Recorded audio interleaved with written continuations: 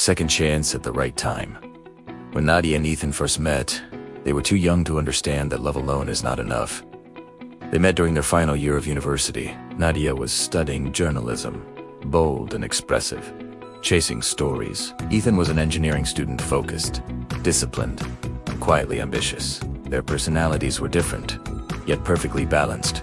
Where she was fire, he was calm water. Where he was cautious, she was fearless. Their love began in simple ways: shared lunches, late night campus walks, study sessions that turned into conversations about the future. They dreamed openly. Nadia imagined traveling the world, reporting stories that would inspire change. Ethan dreamed of building innovative solutions.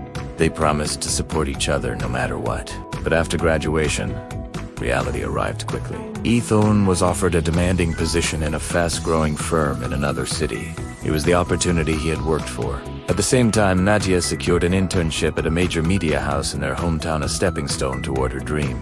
Neither opportunity could be postponed. Neither wanted to hold the other back. At first, they tried long distance. They scheduled calls.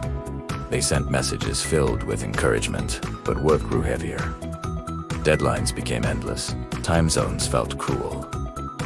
Small disagreements turned into emotional gaps. One evening, after weeks of tension, Nadia spoke. "I feel like we're fighting to stay together instead of growing together." Ethan closed his eyes. He loved her deeply, but he also felt the pressure of proving himself in his new career. "I don't want you to resent me," he said softly. "And I don't want you to feel guilty for chasing your dreams," she replied. They ended things not because they stopped loving each other, but because they were not ready to balance love with ambition. It was a quiet goodbye. No betrayal. No anger. Just two people choosing growth over comfort.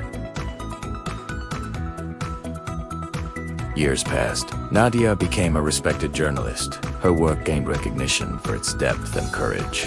She reported powerful stories and built a name for herself. But success did not silence the quiet memories of a young engineer who once believed in her voice before the world did. Ethan climbed steadily in his field. He built innovative projects and eventually started his own firm. He gained respect, financial stability, and influence. Yet in the quiet moments after victories, he often wondered what Nadia would have said about his journey. They both dated other people. They tried to move forward completely, but something about their first love remained unfinished. Not painful, just unresolved. Their reunion came unexpectedly at a leadership conference, where both had been invited as guest speakers. Nadia spotted him across the room. He looked more confident, more eager. The restless urgency she once knew had been replaced with calm strength. Ethan saw her moments later. She carried herself with grace and assurance, her voice steady as she addressed the audience. When their eyes met, neither looked away. After the event, he approached her. "Hi, Nadia." She smiled gently. "Hi, Ethan." The conversation was polite at first: career updates, travel stories, mutual congratulations. But beneath their words was recognition. They were no longer the uncertain young adults who had let love slip away. Over the following weeks, they met again, this time intentionally. They spoke honestly about their past, about pride, about fear, about how neither of them truly understood what partnership required. "I thought success meant proving I didn't need anyone," Ethan admitted one evening. "I thought loving you meant sacrificing myself," Nadia replied. They both laughed softly at how wrong they had been. This time, there was no rush, no unrealistic promises. They took their time rediscovering each other, not as who they were, but as who they had become, and something felt different. Love was no longer competing with ambition, it was complementing it. When Ethan was offered a major international expansion opportunity, he didn't assume he had to choose between career and love. Instead, he sat with Nadia and discussed it openly. "What do you see for us?" he asked. "I see partnership," she answered, "not sacrifice." They found a way to align their paths.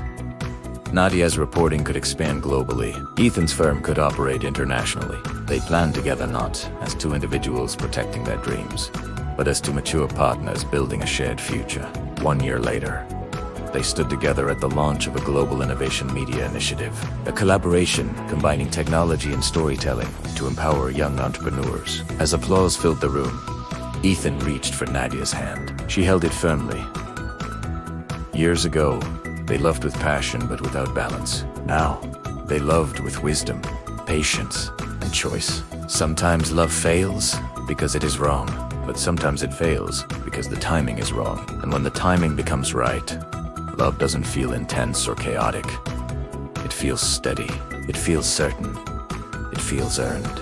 Because a second chance isn't about repeating the past. It's about returning stronger, wiser, and finally ready. If you enjoyed this story, don't forget to like, share, and subscribe to this channel for more powerful love stories that inspire and move the heart.